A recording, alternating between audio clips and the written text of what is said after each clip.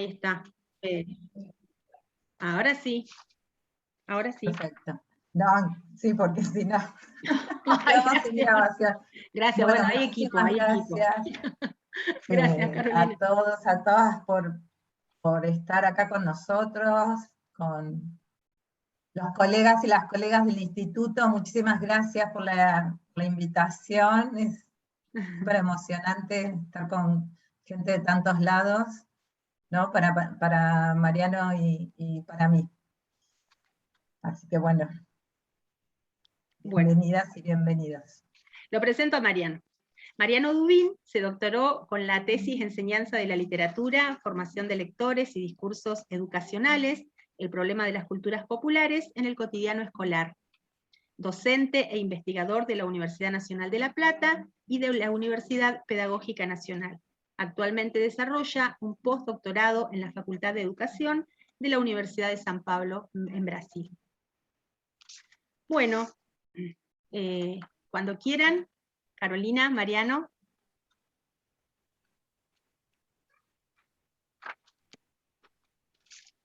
Bueno, en principio la idea es un poco en este primer encuentro contar un poquito, en todo caso Laura, vos me corregís, más o menos cómo nos vamos en estos primeros minutos del encuentro, cómo nos vamos a organizar. Estos encuentros van a ser grabados, con Mariano básicamente nos vamos a enfocar sobre todo justamente en el recorte que supone el título, por qué hablamos de una didáctica de la lengua y la literatura de perspectiva etnográfica, es eso en especial. Y Laura abrió un grupo de Facebook cerrado, en el que vamos a publicar, a subir estos encuentros, y con Mariano distintos materiales que, bueno, van acompañando las exposiciones, que pueden ser de tipo audiovisual, clases escritas. Vamos a usar el grupo cerrado de Facebook como si fuese un aula virtual. ¿Sí? En las publicaciones van a ir por temas.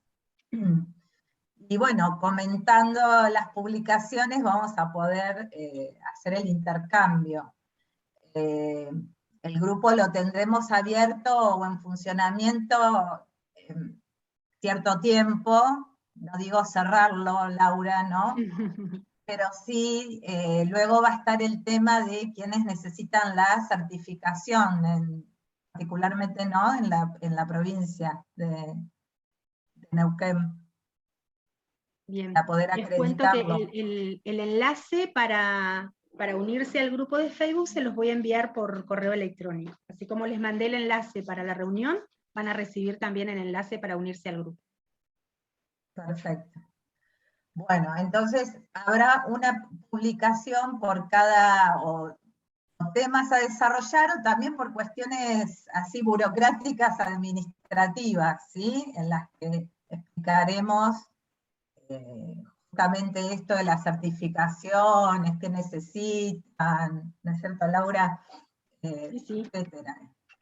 En todo caso, cómo va a ser la actividad. Los cursos de extensión son cursos breves, en realidad, ¿no? Y bueno, cómo va a ser la actividad para acreditarlo en términos de aprobación, quienes necesiten ese tipo de certificación.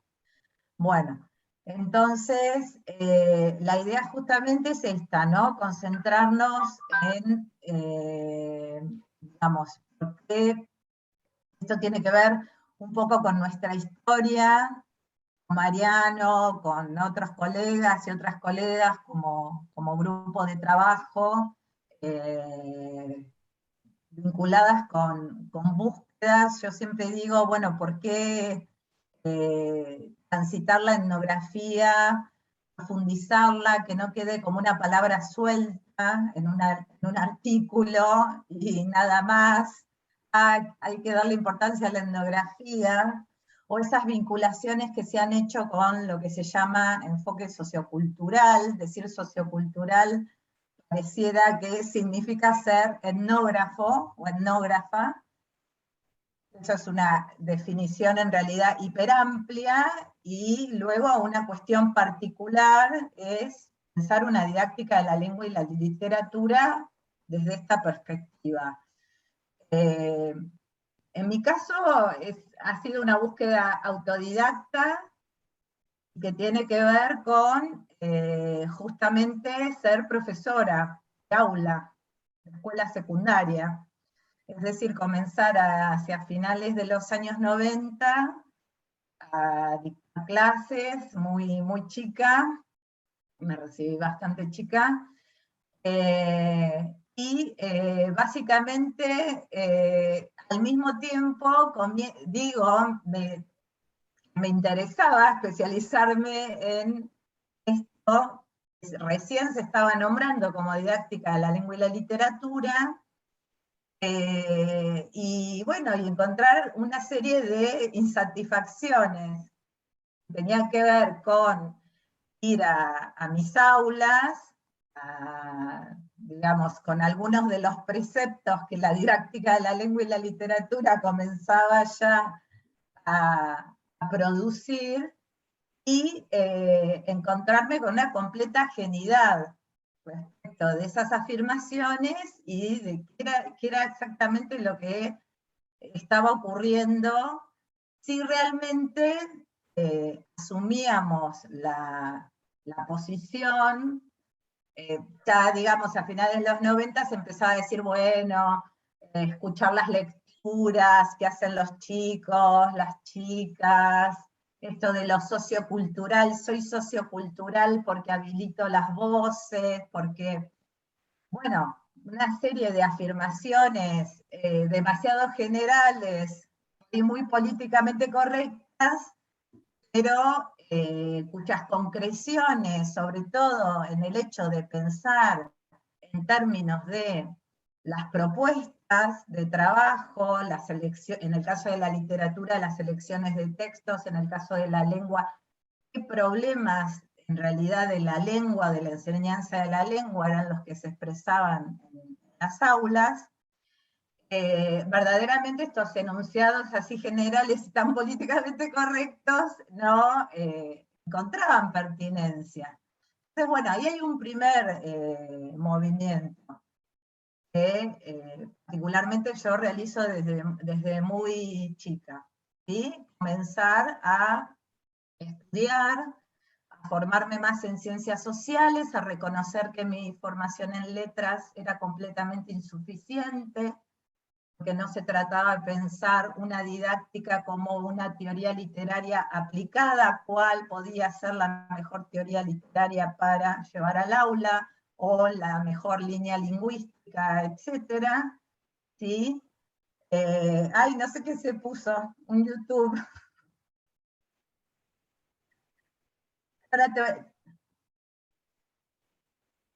Bueno, yo ahora voy a compartir un pequeño power, ¿sí?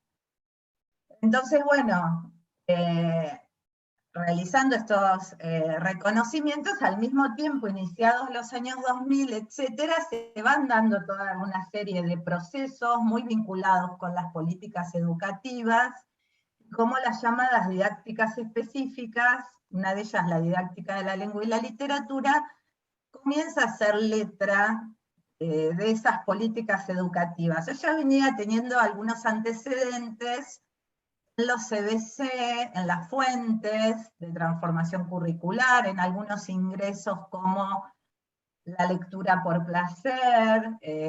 Acá, digamos, sabemos gentes de distintas generaciones. Algunos habrán sido estudiantes del antiguo EGB, otros no, son más jóvenes todavía, pero estamos hablando de unas continuidades. Así que nos vamos a ir reconociendo en muchas de estas afirmaciones. Entonces, bueno, digamos, ahí también aparece la necesidad de parte de las perspectivas etnográficas que justamente nosotros trabajamos, de hacer una revisión de las políticas educativas curriculares, de cómo pregnan la formación docente. No solamente en los institutos, no tienen autonomía, sino también en las universidades. Porque justamente uno de los fenómenos que se empieza a dar y que es muy importante atender, tiene que ver con, hacia finales de los años 90, la consolidación de la figura del especialista. El especialista que va a dar letras científicas justamente a los enfoques, las orientaciones, desde una didáctica producida en la academia, desde las esferas científicas, hacia, ¿no?, definiciones de políticas educativas. Entonces, a ver, voy a ver si me funciona el PowerPoint. Quiero ver, una de las cuestiones me estaba fallando recién en la compu, no sé si lo ven. Se ve, Carolina, se ve bien. ¿Se ve? Sí, se ve. Estoy tratando de llegar para poder, no sé por qué me quedó con pantalla reducida, para poder maximizarlo.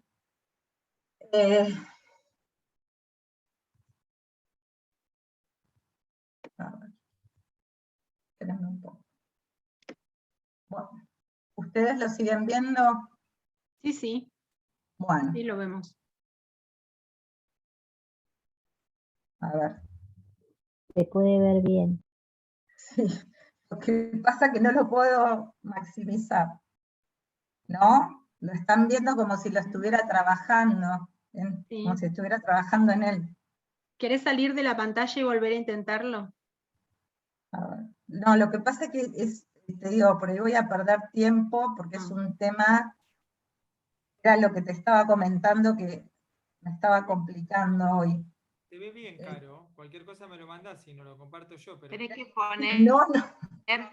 archivo, guardar les como, cuento, tengo la PowerPoint compu completamente para grabada, es decir, lentificada. Entonces puede llegar a ser un peligro. Haga algo así. Son solamente dos Igual se ve diapositivas. bien. Bueno, en todo caso yo voy bajando. Ay, qué malísimo. Bueno. Así van viendo, ¿no? Bueno. Entonces, a ver, nosotros lo vamos a poner en el grupo de Facebook, vamos a poner la bibliografía, vamos a compartir algunos capítulos, por ejemplo, de mi libro, pero también las fuentes, ¿no? Esto es algo que nos parece fundamental a Mariano y a mí.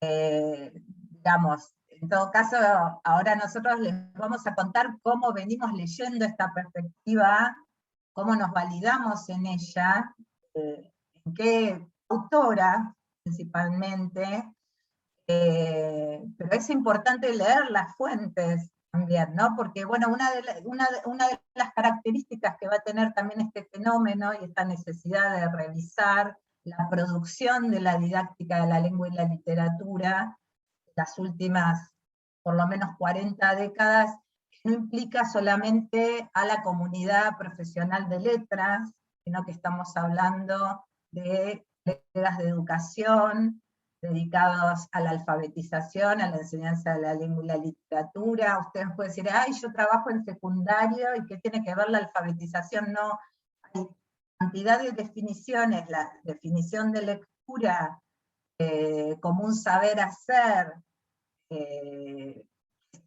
que hace, por ejemplo, al enfoque prácticas del lenguaje, no están todas nuestras jurisdicciones, hay colegas ahí vive Ecuador, etcétera, tampoco en todos nuestros países, pero sí como una orientación que en distintos países se puede llamar constructivismo piagetiano o psicogénesis de la lengua escrita.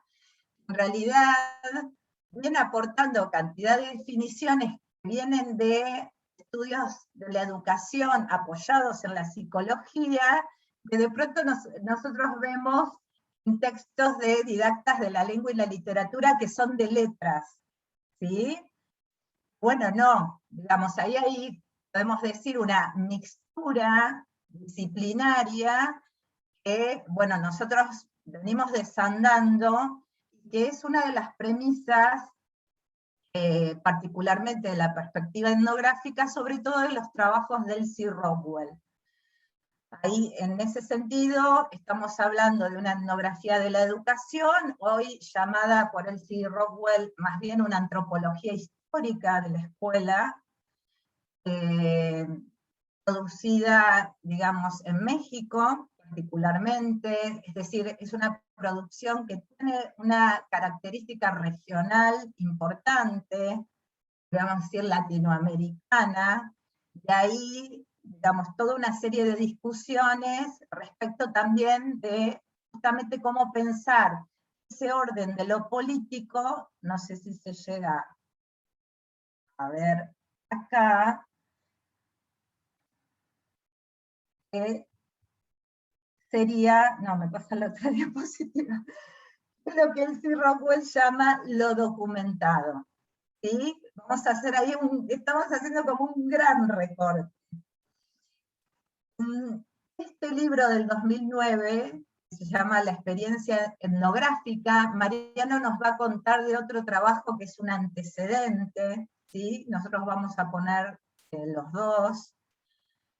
Como Rockwell, digamos, consigue, a veces lo que decimos de los investigadores, las investigadoras, madurar mucho más su propuesta dentro de la investigación, que está definida como un estilo de investigación, ¿no? La etnografía. Un estilo de investigación que supone construcciones conceptuales y construcciones metodológicas. En este caso, ella plantea que justamente en la escuela, y en ese sentido, voy a adelantar un poco, va a aparecer como unidad de análisis el trabajo docente, es decir, ya no se trata de lo que dice un didacta, lo que dice un enfoque en un lineamiento de política educativa X, etcétera, sino de cómo la enseñanza de la lengua y la literatura se realiza cotidianamente en distintas instituciones educativas y en distintos niveles educativos. Entonces, se trata de posicionarse en esas realidades cotidianas concretas, es una perspectiva, si lo vemos en términos de grandes paradigmas materialistas, ¿sí? Es la frase conocida de Freire: se piensa donde los piensan, se piensa territorialmente, ¿sí? Se piensa desde esa localización, no desde abstractos que se van a aplicar, ¿sí? A una realidad X. Entonces es un movimiento conceptual y metodológico el que hace la etnografía en general, ¿sí? Y que suele distanciarse de la investigación cualitativa. Rockwell hace toda una discusión con eso porque la tradición cualitativa no deja de tener todavía validaciones de investigaciones sociológicas positivistas, en el sentido de pensar los conceptos y luego aplicarlos. Y lo que se hace es usar técnicas. Pónganse algo que suele aparecer mucho en la didáctica sociocultural. Voy y soy profesora de las cátedras de residencia y los chicos, las chicas estudiantes residentes llevan adelante sus propuestas, unas son consignas de escritura, entonces aparecen las escrituras de los chicos, de las chicas en la escuela primaria, en la escuela secundaria, como esos textos y digo que los analizo cualitativamente, que es una recolección de datos del aula. Bueno, Restrepo es un antropólogo etnógrafo que seguramente, sí, vamos a poner algunos de sus trabajos. A ese etnógrafo lo llama etnógrafo asaltante. Es decir, a las aulas a robar, ¿no?, lo que se produce y después en mi escritorio interpretarlo, ahí de alguna manera. Muchas veces las interpretaciones es buscar en esos textos, ay no, qué escolarizados que están los chicos y las chicas, están muy pegados a ideas tradicionales de literatura. No mirar absolutamente nada de lo que tenga que ver con la lengua que pasa ahí, o con las lenguas, vamos a ver qué está pasando ahí, ¿sí? Bueno, no es justamente esa concepción, sino que el abordaje de esas realidades concretas, cotidianas, que se recortan en la unidad trabajo docente, que siempre implica a los estudiantes y a las estudiantes, ¿sí?, porque lo que está centrando es sobre todo la enseñanza, ¿sí? Se aborda desde un concepto, es de una matriz de periodo. Si no me equivoco, en alguna vez que en el 2017 algo que me pusieron, estoy casi segura que se hicieron 2 matrices. De todas maneras, creo que eso es una pregunta clave aquí, para poder ir llenando esta matriz, a preguntarle a Joana, o directamente preguntarle al profesor Dalo, que él ha estado inmiscuido en todo esto proceso. Ay, se te escucha muy cortado. Porque a mí también me surgió la misma dificultad. Esto no hay una opción de predecir un periodo u otro periodo, y yo no sé si es que se va a hacer una compilación, porque me parece que de estas matrices la que te diga el informe final, ¿verdad? De idioma, creo que es otro. Yo no sé si me escuchás, no te escucho, te escucho todo entrecortado, no sé si, Me parece te que escuché todo absolutamente entrecortado. No sé si lo podés poner en el chat y después lo retomamos.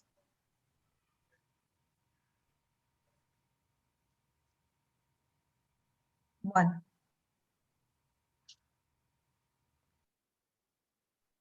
Bueno. Entonces, discúlpame, no escuché absolutamente nada de lo que planteabas. Entonces continúo, si lo podés poner en el chat, después lo retomamos, o también va a estar el grupo de Facebook, es decir, ahí vamos a poder seguir haciendo intercambios, ¿sí?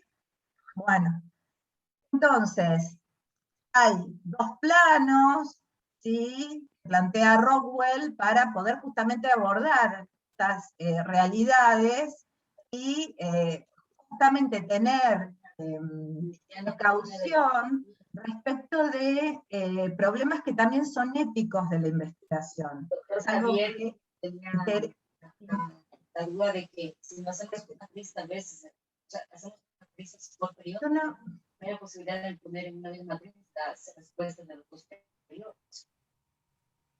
Carolina, sí, me da la sensación de que se quedó su micrófono abierto sin intención. es otra cosa. Yo creo que sí, porque tampoco se escucha claramente, como te pasa a vos, pero Sí. vas a tener que silenciarle el micrófono vos, que sos el hospedador en este momento. ¿Y Yo quién no lo puedo es? hacer. Te parás parate en su imagen, y cuando te aparezcan los 3 puntitos, ahí abrís y la vas a poder silenciar. ¿Pero quién es? Y si Porque le hacemos Genoveva Ponce se Genoveva llama. Ponce. Genoveva Ponce, si puedes apagar tu micrófono, porque estamos escuchando todo. Genoveva Ponce, ¿podés apagar tu micrófono?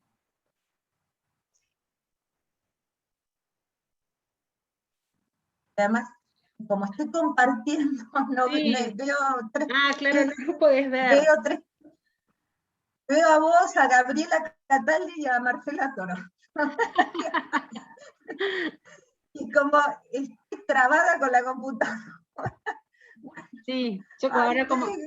Para que puedas compartir tenés que ser el hospedador, entonces no lo puedo hacer yo. Claro, por eso, no, ya lo sé. Pero quedé acá trabadísima. De hecho, seguro que les voy a tener que leer lo que viene abajo y no se ve, porque no corre Igual, el power. alguien no corre, pero alguien nos apuntaba que arriba de insertar está el dibujito para compartir, ¿viste? Para la Arriba de presentación. insertar. Sí, viste que hay... Ah, acá. Arriba. Chun, chun. Ahí acá. Ahí. Ah, yo lo buscaba abajo. Ay, gracias. Además, si no me... Como 5 minutos antes de empezar, se me trabó todo, estoy súper estresada, porque, viste, te empezás a tener estos problemas tecnológicos y eso es espantoso. Bueno, entonces voy a retomar. Digamos, hay unas cuestiones éticas que interesan, que de hecho se discuten en la etnografía, en la investigación cualitativa, y están muy vinculadas justamente con esto, ¿no? Restrepo va a decir, van a ver, es un artículo muy breve, el etnógrafo asaltante y el etnógrafo indiferente, es decir, cómo yo puedo pensar una investigación que aporte conocimientos a, en este caso se suele decir, los actores de la enseñanza involucrados. Es decir, no se arrogue la capacidad de hablar por ellos. Es decir, que ese conocimiento producido tenga sentido y valor justamente para quienes está destinado, no que sea útil para aquel que investiga, que utiliza en ese sentido, ¿no?, el campo. Entonces, la revisión de lo documentado, que es la palabra autorizada, lo oficial, no solamente lo que está en las políticas, es el especialista, es el escritor de literatura infantil que da una conferencia y empieza a hablar de cómo se debe leer en la escuela, ¿sí?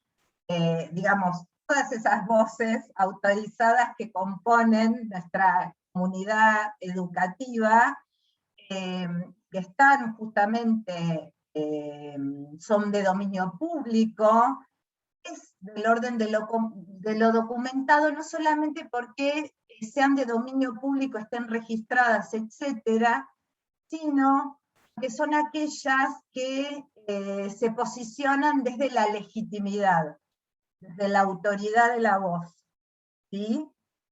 Y hay otra dimensión, justamente Rockwell en particular, ¿sí?, la denomina lo no documentado. Lo no documentado no es solamente, vuelvo al caso de robarme los textos de los chicos y las chicas de una clase, ¿sí?, que podríamos decir, bueno, pero eso está escrito, sino que es lo no documentado porque suele ser lo no tenido en cuenta, ¿sí? Lo no tenido en cuenta, lo que no está puesto en valor respecto de nuestra realización de nuestro trabajo docente cotidiano, particularmente porque no es puesto en valor cuando no se corresponde, presenta ajenidades con esas legitimidades que reproduce la dimensión de lo documentado, ¿no?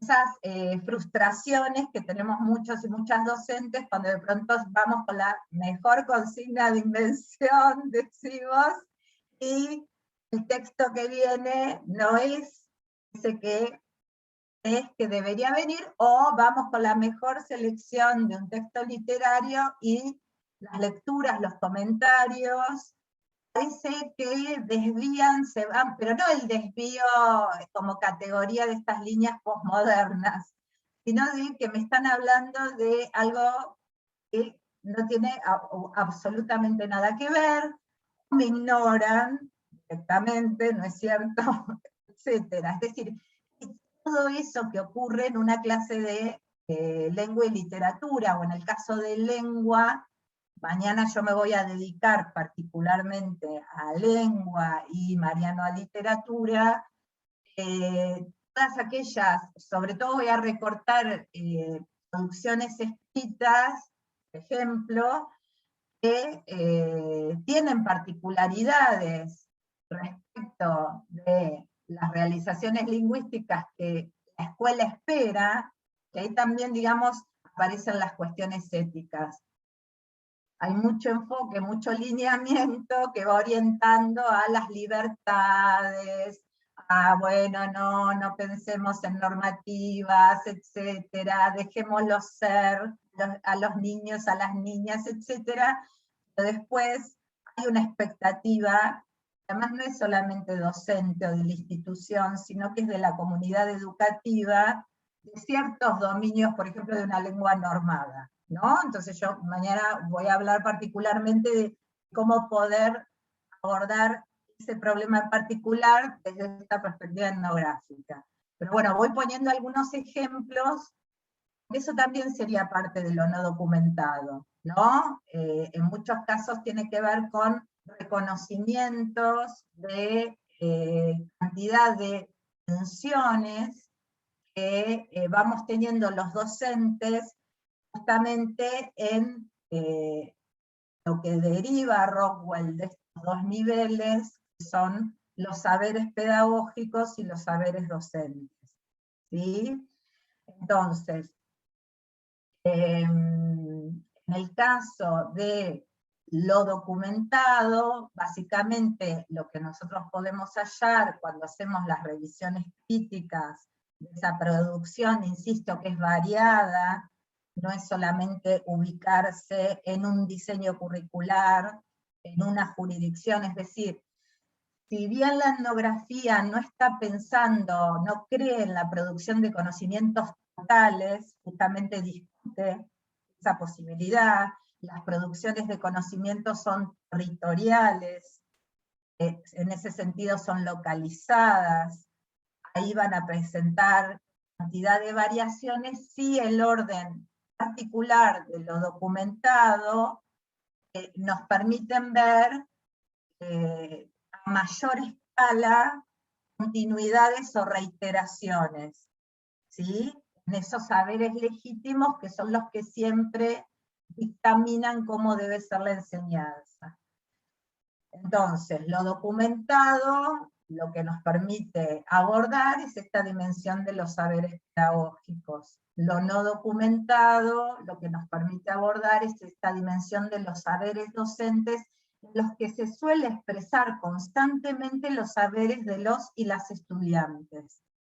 Hay un modo de enunciar la experiencia docente que siempre está apoyada en esa, porque es un saber definido como un saber experiencial, que siempre está apoyada en las voces, producciones, etcétera, de los estudiantes y las estudiantes.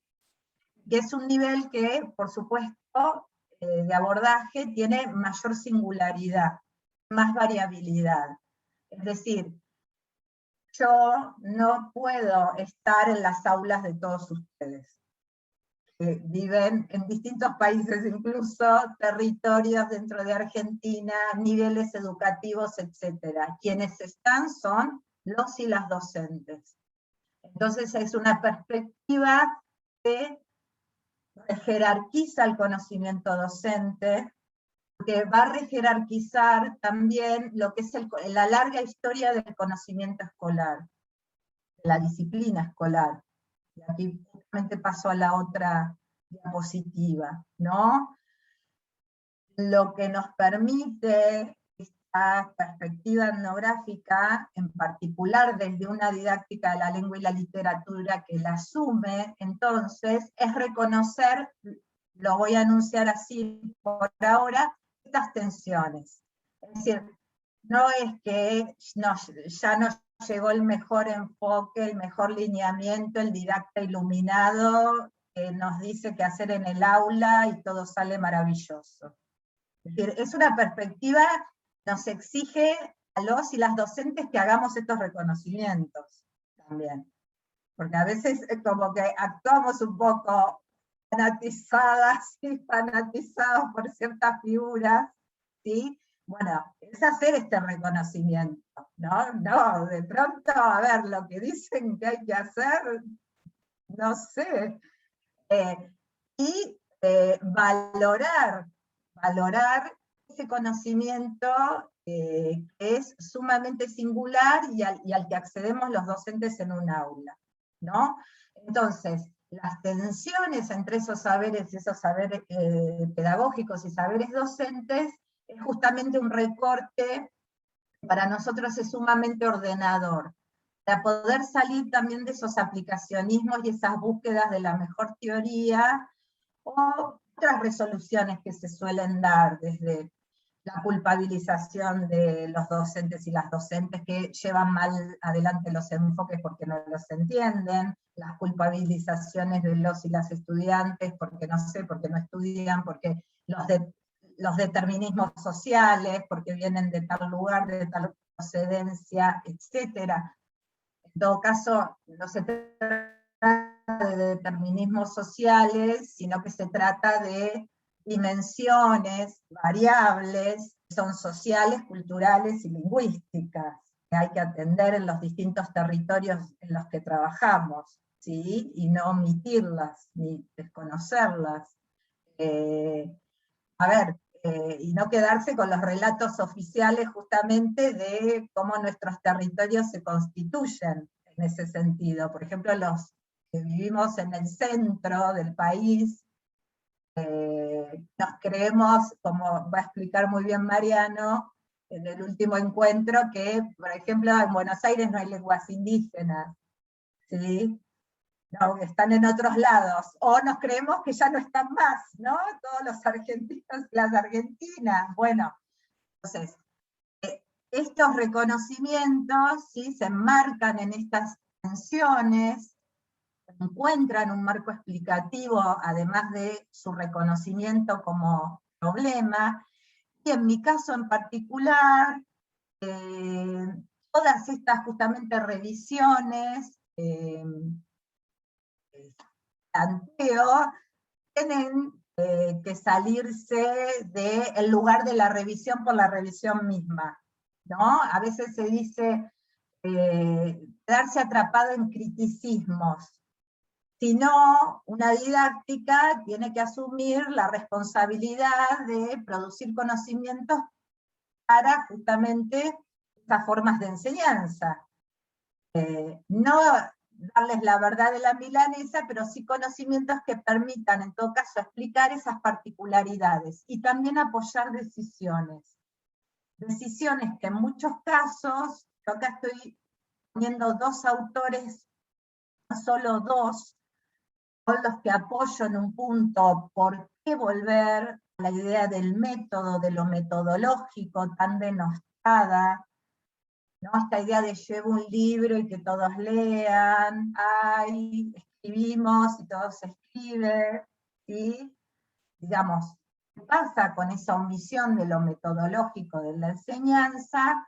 Edelstein, que varios conocerán, una colega que viene de la didáctica general, de las históricas, hace toda una revisión de las negativizaciones que viene sufriendo en las didácticas en general, el método, pensar lo metodológico. Ella plantea, en realidad, la dimensión creativa del trabajo docente. Bueno, yo no me quedo con eso, no digo que no haya algo creativo, pero digamos, queda planteado como en términos medio naif, ¿sí? Yo no pongo en juego otras dimensiones en las que se realiza ese trabajo cotidiano, justamente en un sistema educativo, en una larga historia de la disciplina escolar, con sus propias producciones de conocimientos, ¿sí? En una cultura escolar, tiene sus propios rituales, y que, digamos, hacen a el juego social en el que se inserta la escuela justamente. Me adelanté un poquito. Hay otra noción muy interesante que es de Broncar, en realidad, trabaja en el interaccionismo sociodiscursivo. No es una línea que nosotros asumamos como de cabecera, para decirlo de alguna manera, pero sí algunas revisiones que hace Broncar, particularmente, en esta construcción conceptual necesitamos hacer, para, una vez determinados los problemas de las tensiones, poder explicarlos. Es esto de resolidarizar saberes, ¿no? Porque hay, digamos, justamente una cuestión que suele paralizar en términos metodológicos, tiene que ver con las ideas, dicen en un trabajo Rockwell y Mercado, de las dicotomías entre lo tradicional, lo innovador, lo regresivo, ¿no? Lo progresista, podríamos decir, etcétera, ¿no? Y entonces, cuando vos ves en términos metodológicos, por ahí un texto literario del canon literario escolar completamente denostado y considerado tradicional, adquiere unas lecturas que son políticas, las que fuesen, y son muy interesantes de ver ahí. Sigue siendo un hit escolar, digo yo, ¿no? O algunos trabajos, modos de trabajar con la lengua escrita, que tienen sentido y valor justamente en esa cultura escolar. Porque a la escuela es donde históricamente yo voy a aprender el dominio de una lengua escrita normada, regulada, no en otros lados. Entonces no es que tengo una rebelión de estudiantes, que de pronto trabajo algún aspecto particular, lo que no significa volver a ser una supuesta maestra normal que en los relatos le pegaba con el puntero a aquellos que no hacían, ¿no?, la cursiva como correspondía. A ver, hay mucho relato oficial que hay que volver a revisar, entre el pasado y el presente, lo antiguo y lo tradicional. Eso está todo el tiempo operando, y operando como una mochila muy pesada sobre nosotros como docentes. Y en muchos casos nos inhibe, nos paraliza tomar decisiones que tienen que ver con apostar a eso que fue condenado como tradicional, que fue condenado desde ese lugar, muchas veces del abstracto, o del etnógrafo asaltante o indiferente, que le importa muy poco qué le pasa a los que están ahí metidos y metidas en un aula, porque quiere decir que lo innovador es tal o cual cosa, ¿sí? Respecto de un enfoque. Y yo en mi libro analizo cuestiones que también los docentes debemos reconocer, están vinculadas con, sobre todo en los años 90, cuando se empiezan a afianzar concepciones de políticas educativas liberales modernas que tienen continuidad, se remaquillan solamente, ¿sí? Esta cuestión de enfatizar en una idea sumamente tecnicista de formación docente. En ese sentido, de acallar las voces de los y las docentes, ¿sí? Es decir, el tecnicismo se va sofisticando cada vez más, lo vuelve, lo ubica en un plano fuertemente moral. Si no trabajas con el último título de la literatura infantil y juvenil, que viene de Alfaguara, nos olvidamos de eso, ¿qué significa? ¿No? Que venga de los grandes holdings editoriales, ¿sí?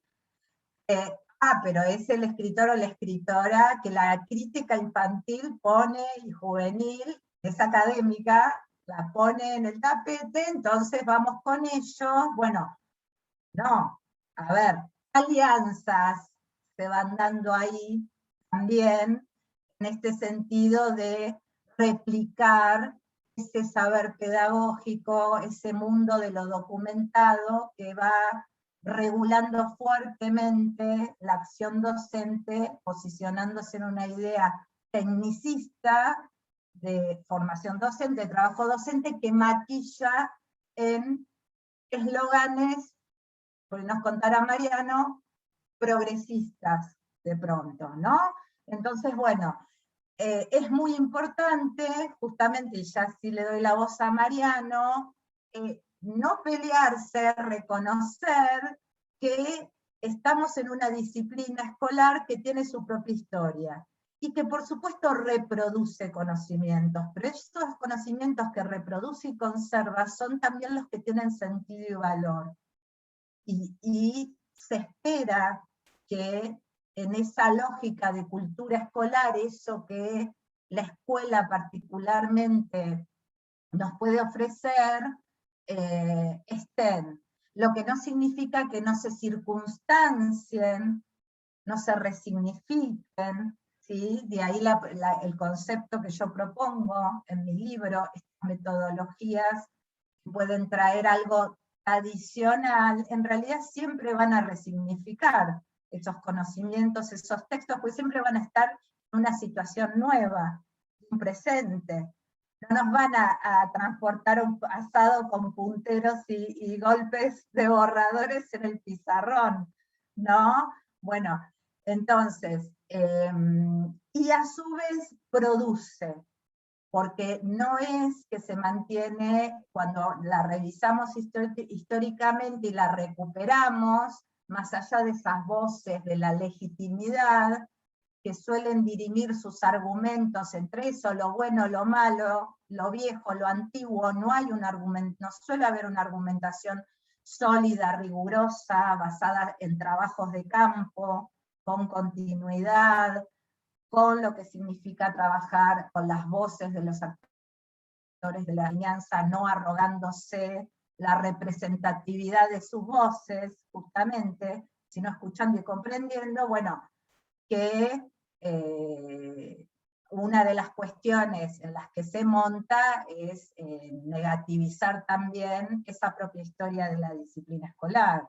Y ahí sí, ese orden de lo que se conserva reproduce. Bueno, no, desde esta perspectiva se recupera y en un sentido justamente positivo. Bueno, Mariano, te paso la voz.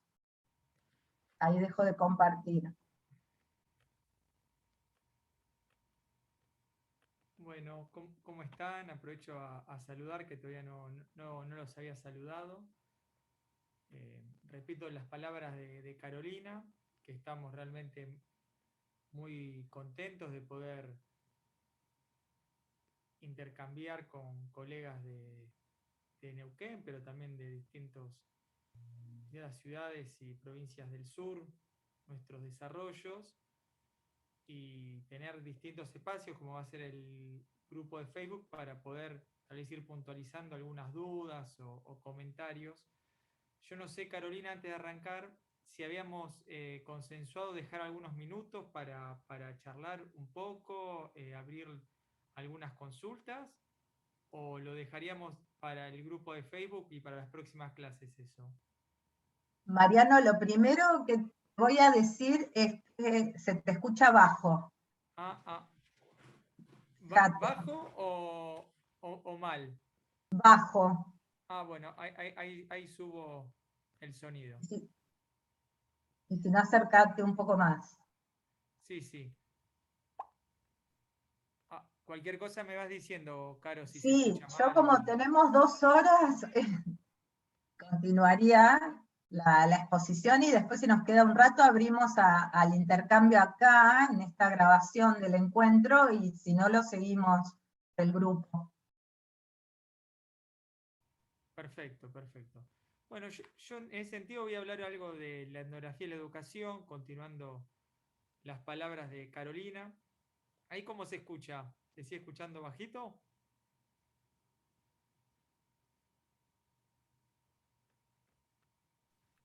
Más o menos, un poco mejor se te escucha, pero... Bueno, hablo más fuerte. Les decía que iba a recuperar algunos de los conceptos y desarrollos de Carolina, en particular para ir profundizando a qué nos referimos con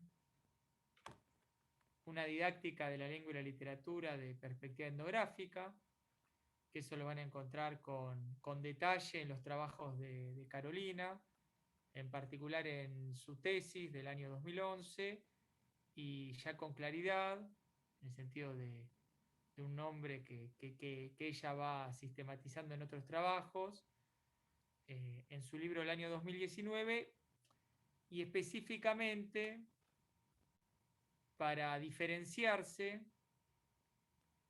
de algunos desarrollos didácticos que se nombran a veces socioculturales, como ya Carolina dijo, o etnográficos inclusive, pero que fuertemente lo que hacen es reificar, ¿no? Digamos, utilizar algunos términos de la etnografía o de estudios culturales o de métodos cualitativos, pero digamos de una manera azarosa, pero luego su tipo de investigación repone ciertas concepciones, ciertos ideales más cercanos al positivismo.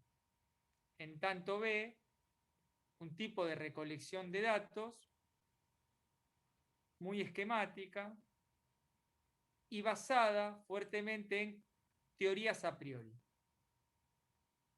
¿Bien? Y esto de que dije teorías a priori o concepciones a priorísticas de la realidad, y en particular de la escuela, es lo que la etnografía a finales del siglo XIX y luego a principios del siglo XX con la producción de Malinowski, ¿no? Pero luego por distintos autores, la etnografía empieza, la antropología social, digamos, como método de la etnografía, empieza a poner en duda, en debate. Y eso es lo que la etnografía de la educación y en particular la instrumentalización que va haciendo la didáctica de la lengua y literatura va a desarrollar en relación a los paradigmas dominantes del sistema educativo, ¿no?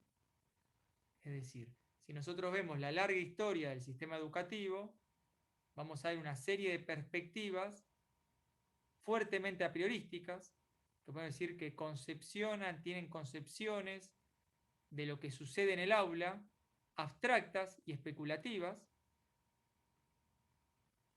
En particular, ya en los últimos 50, 60 años, este paradigma es la psicología, y en particular la psicología experimental, y que posteriormente produce una serie de investigaciones sobre qué sucede en el aula en términos fuertemente especulativos. Esto se concreta en no saber exactamente qué lenguas hay en el aula, cuáles son las tradiciones del saber docente, cuáles son las políticas que marcan el sistema educativo, etcétera, etcétera, etcétera. Pero en esos trabajos de Carolina Cuesta, del 2011, y en particular ya su último libro del 2019,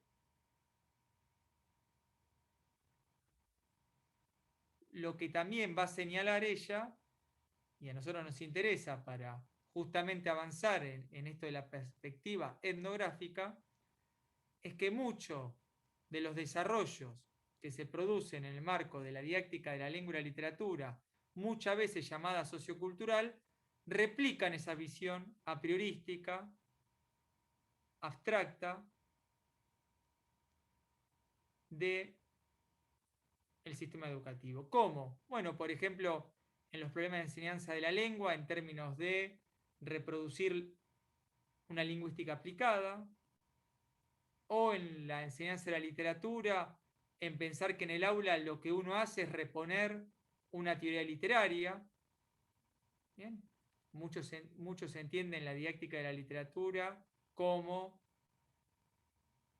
ya como dijo Carolina, ¿no? Como una teoría literaria aplicada. Bueno, esto de a poco lo iremos retomando y profundizando en las próximas clases. Como Carolina había dicho, yo voy a retomar a Elsie Rockwell, en particular un texto que Elsie Rockwell con Justa Espeleta en 1983 escriben y que en parte anticipa los distintos desarrollos, en particular de Elsie Rockwell. En general el libro que ella se trabaja es el del año 2009, La experiencia etnográfica, que se lo recomendamos fuertemente. Y este texto se llama La escuela relato de un proceso de construcción inconcluso.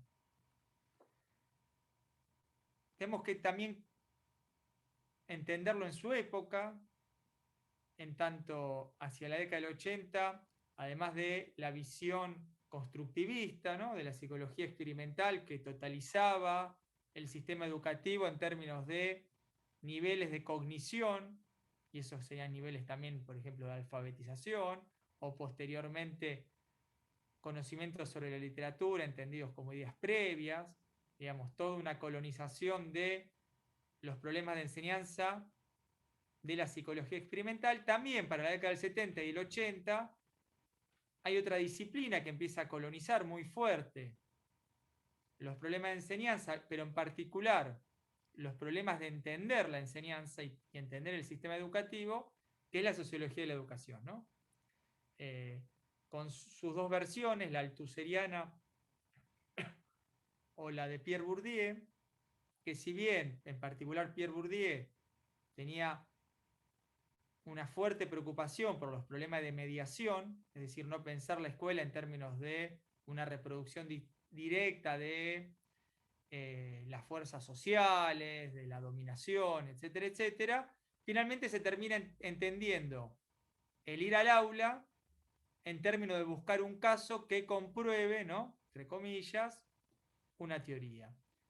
En este sentido, la introducción que hace Elsie Rockwell con Juste Speleta de una categoría que venía de la sociología y de la historia, ¿no?, que la retoman principalmente de Agnes Heller, ¿no?, y de toda una visión marxista que tiene Heller, crítica de esas visiones totalizadoras, pero también la recuperan de Gramsci y de otros marxistas, es reponer una categoría clave para pensar la dinámica social, que es el cotidiano. Y en ese sentido, para pensar la institución educativa, el cotidiano escolar.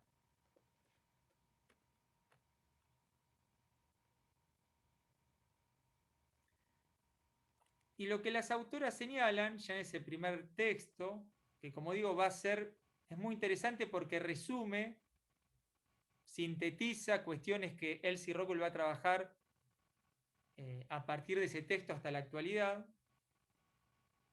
una visión que no las considera dicotómicas, en el sentido que se pueden complementar, pero en caso de no serlo pueden ser sesgadas. En particular, lo que ellas llaman una mirada desde arriba, lo que también se puede relacionar a algo que la autora trabaja, que es la historia documentada. Es decir, pensar simplemente la escuela como una institución de arriba abajo.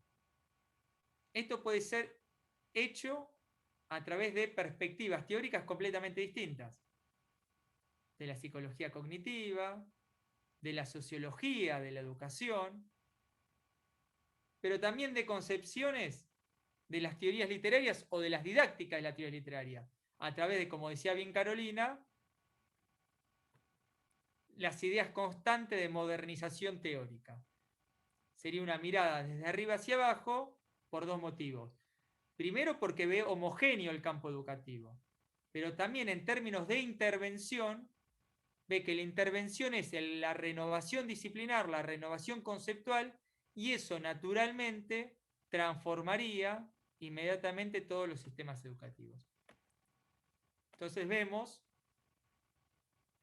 la amplitud de este concepto, que yo también estoy reduciendo ahora para presentarlo brevemente, que es una mirada desde arriba del sistema educativo. En mis investigaciones introduje una mirada desde afuera, que si bien podría estar en esa mirada desde arriba, no es necesaria. ¿Por qué? Porque puede haber un investigador que está en el sistema educativo, que investiga el sistema educativo, es decir, tiene una presencia en el mismo, pero sigue mirando desde arriba. Cuando avancé en el concepto desde arriba, quise desagregar el desde afuera, si bien puede estar implícito, digamos, no estoy haciendo una gran innovación conceptual, sino que simplemente quiero especificar algo que sucede en la investigación educativa y particular didáctica en Argentina, pero también en América Latina, que es la fuerte ajenidad que hay de los investigadores, en términos de estos especialistas, que se reconstruyen disciplinarmente por fuera del trabajo. Recuerden que los especialistas o investigadores educativos, por lo menos hasta la década del 70, suelen ser docentes. ¿Bien? Como trabaja Carolina Cuesta y también Matías Macerera, lo que se llamaron, por ejemplo, los estructuralistas argentinos, eran docentes y a partir de ahí construye una experticia. También los grandes maestros alfabetizadores eran docentes. Y luego en la década del 80, con unas reconversiones globales, que uno puede analizar ahí, los organismos internacionales de crédito, en términos de desenvolvimiento educativo, de las universidades y de la especificidad. Recuerden, por ejemplo, la carrera de letras, los debates de Beatriz Arlo sobre la especificidad, que son recuperaciones muy puntuales que ella hace de Pierre Bourdieu. Vamos a encontrar especialistas en el campo educativo y en particular de la didáctica que no trabajan, que no están, que no recuperan el trabajo docente. Es decir, se piensa una producción disciplinar que debe ser llevada al aula. Y en ese sentido, uno podría volver a los primeros trabajos de la educación crítica, McLaren, bueno, Giroux principalmente, Apple y otros, de que vuelven a poner en un lugar técnico al trabajo docente. Porque la producción científica, la producción teórica, la innovación, la modernización, son áreas privativas del investigador y el docente debe llevarlas a cabo. Y en general los saldos o evaluaciones que se hacen sobre la escuela y en particular sobre los docentes es si se ajustan o no se ajustan a la innovación teórica. Y el atraso educativo, los problemas educativos en general son presentados en esta mirada desde arriba, como dice Rockwell, y yo agrego desde afuera, en tanto cercanía o lejanía de lo que el investigador en ese momento propone como renovación. Entonces, Elsie Rockwell, ya nosotros nombramos Elsie Rockwell porque ella tiene una continuidad en particular en estas nociones ya por 3 décadas, pero que produjo hacia la década de los 80 una serie de artículos con Juste Speleta, proponen una mirada desde abajo. ¿Qué sería una mirada desde abajo? Una mirada que reponga, centralice el trabajo docente en un cotidiano escolar. Sería relevar las lenguas que hay, las tradiciones docentes, las apropiaciones que hacen los docentes de esos saberes pedagógicos, reponer fuertemente cuál es la cultura escolar, cuáles son la disciplina escolar, reponer fuertemente, como dijo Carolina, el territorio. ¿Bien? Como esa institución se marca en un territorio con unas lenguas, unas culturas, unos alumnos, unos docentes que hacen una serie de apropiaciones de cómo trabajan. Porque una de las cuestiones claves epistemológicas que marca la etnografía, y que nosotros lo podemos pensar en términos políticos, de un debate político ideológico, que no hay ninguna verdadera transformación de ningún tipo sin asumir lo que los actores de una institución hacen. Esa reposición constante, más bien, pone en juego una visión de los organismos internacionales, de tabula rasa, de no asumir esas tradiciones.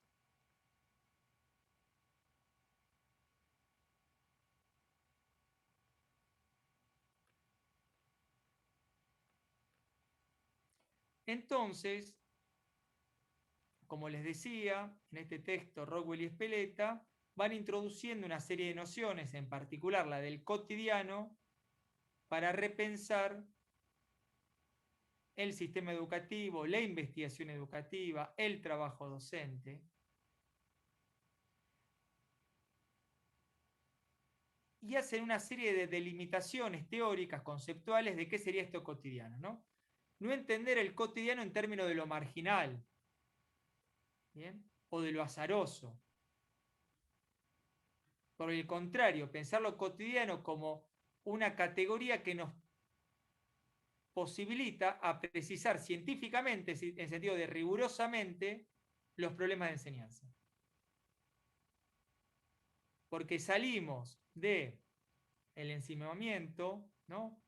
Del académico, del solipsismo, del investigador, y armamos una red conceptual y una red de los problemas a partir de lo que sucede en las escuelas, y a partir de lo que sucede en las disciplinas, y a partir de lo que los docentes tienen que enseñar y enseñan.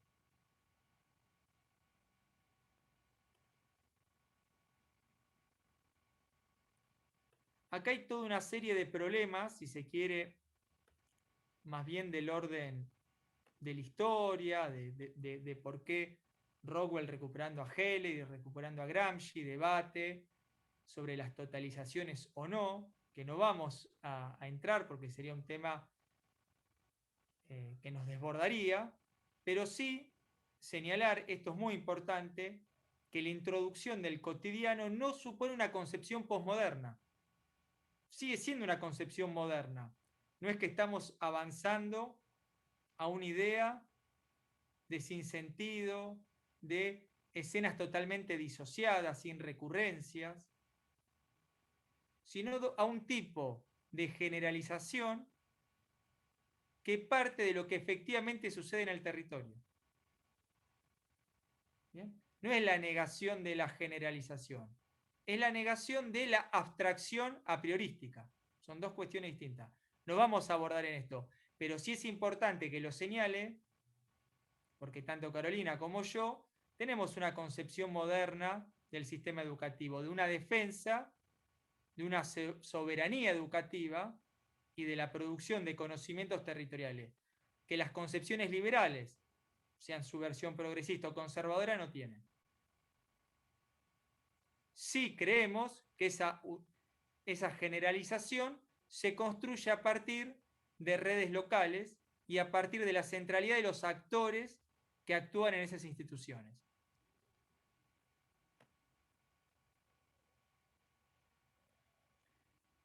En correspondencia, otra categoría que utilizan es la de heterogeneidad. Digamos, una categoría es la de cotidiano, otra categoría que introduce Speleta y Rockwell es la de heterogeneidad.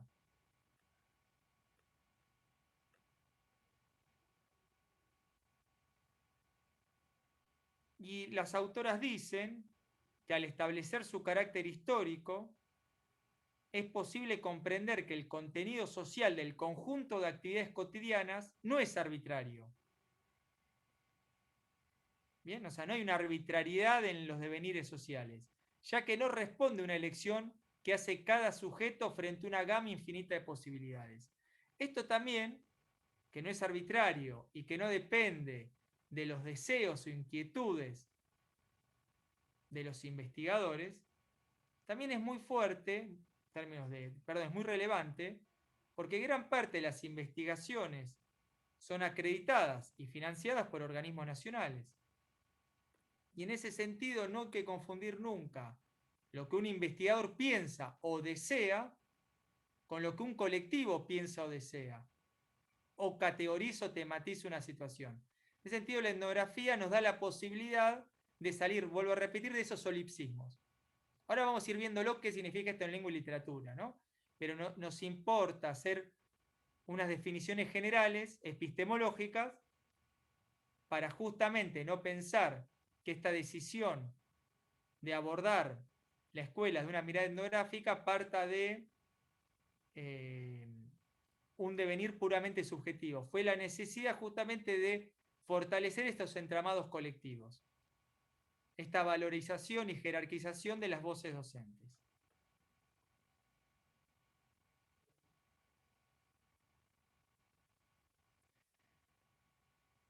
Y esta heterogeneidad, en Argentina, ¿bien?, como en el mundo, está caracterizada fuertemente por las culturas populares, que hay que dejar de nombrarlas, y hay una de las críticas de lo sociocultural, simplemente como un dispositivo de nombrarlas, es decir, por ejemplo, hay lenguas indígenas en las escuelas de la Argentina, entonces quedamos todos contentos porque existen, a comenzar a describir dónde están, analizarlas, y en particular, por ejemplo, hacer trabajo docente con eso, ¿no? Propuestas didácticas, análisis, manuales, distintas reformulaciones de esos problemas. Todo esto lo vamos a ir retomando, no se preocupen, ¿eh? Ahora parece como es casi en contra de lo que estoy diciendo, una crítica de la abstracción, parece toda una gran abstracción de cosas, y luego cuando vamos a ir al cotidiano se va a ir organizando. Pero en un punto es muy importante, vuelvo a repetir, señalar esto, porque también la didáctica lamentablemente ha ocupado un lugar minorizado. Y ese lugar minorizado de la didáctica no es casual, porque la didáctica es el área clave de los problemas políticos y ideológicos de la educación. Porque vos cuando trabajás teoría literaria, trabajás un autor, trabajás vos solo, pero si uno quiere trabajar lo político, es el sistema educativo. Ahí millones y millones de niños y niñas leen literatura. Millones y millones de niños y niñas saben quién es San Martín. Saben sumar, saben restar, debaten, ponen en juego sus deseos, sus opiniones, sus posiciones políticas. Entonces, esta marginalización que ha habido de la didáctica no se debe solo a dispositivos externos, sino muchas veces a la misma producción didáctica que se ha puesto en un lugar muy de ocurrencia, ¿no? Un investigador que llega, se sienta a dar una charla y dice sus ocurrencias, pero no piensa en términos sistemáticos el sistema educativo, la cultura escolar, lo que los docentes le preguntan sobre cuestiones propositivas, cómo enseñar el fantástico, cómo enseñar el realismo, cómo enseñar en un aula donde hay bilingüismo, cómo enseñar en un aula donde hay problemas sociales, cómo articular la escuela con el territorio. Entonces lo que vamos a ver es, hacia la falta de un trabajo sistemático, la producción de distintos eslóganes. Esto lo iremos viendo en las próximas clases, que esconden la falta justamente de estas reflexiones sistemáticas.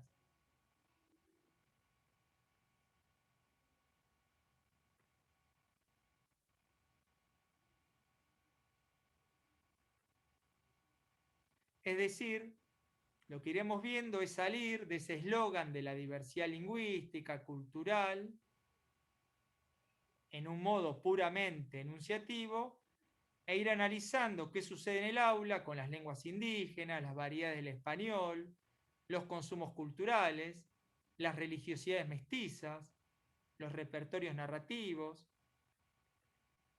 Voy a dar un ejemplo, para que no quede en el aire. Yo digo religiosidad criolla o mestiza.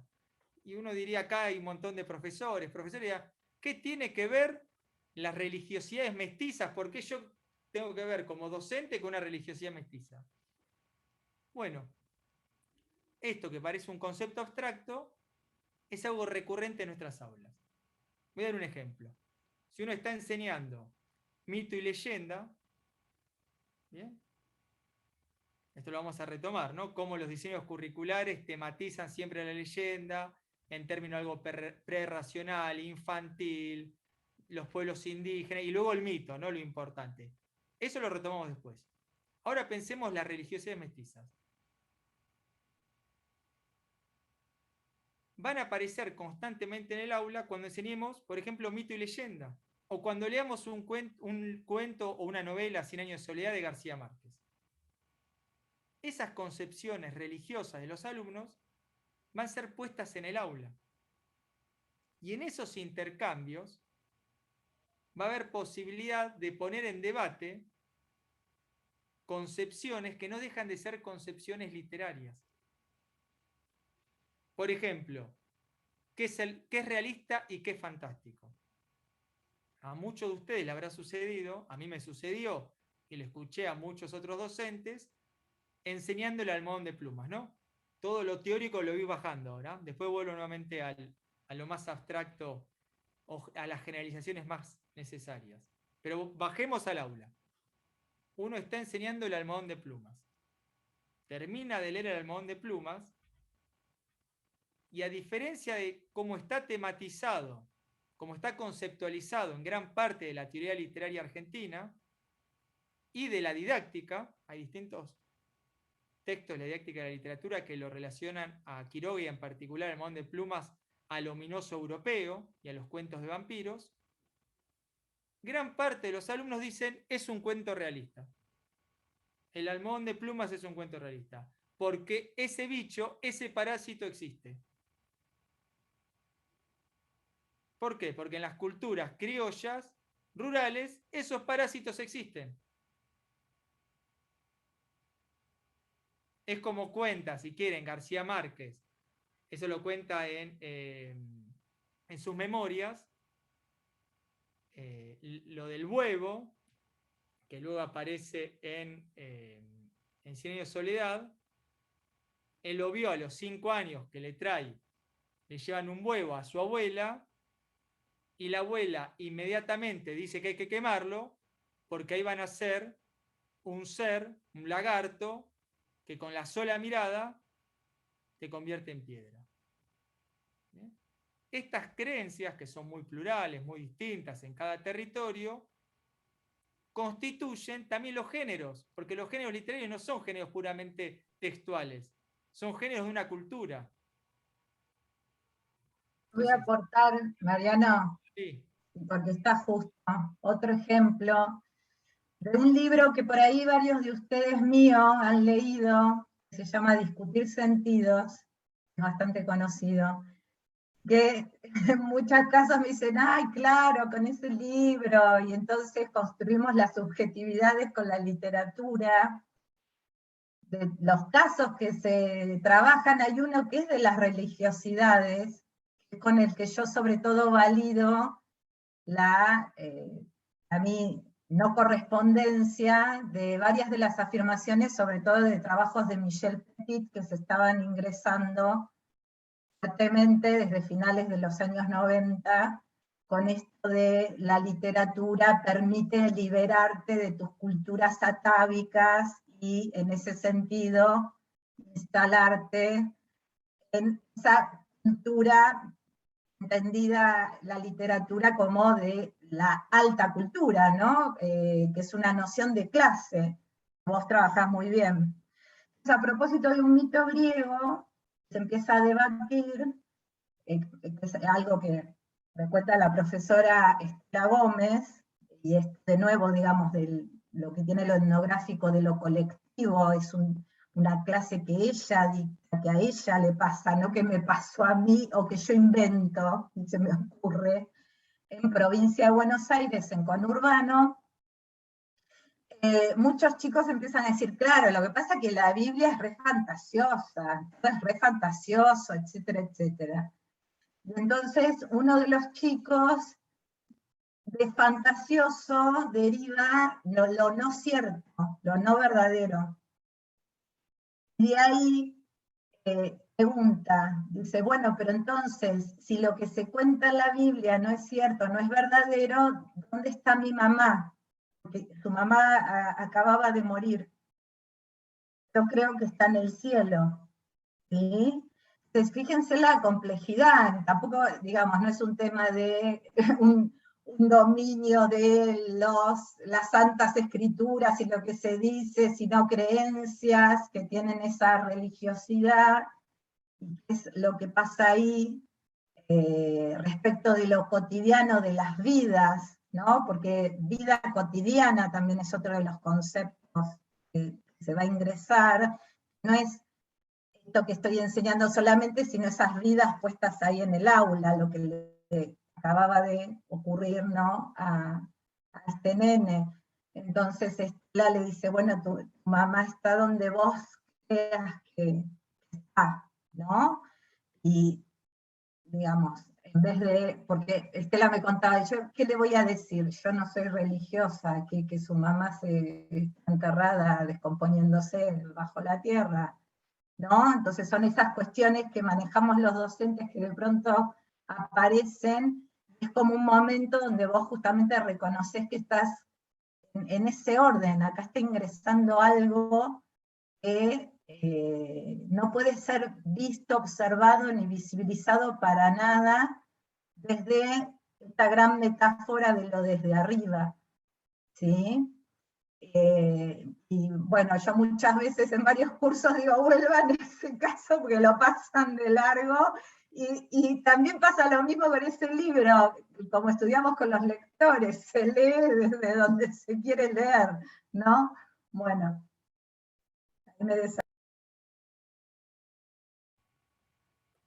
Sí, y ahí en discutir sentido carrera también van a ver con continuidad de los parques.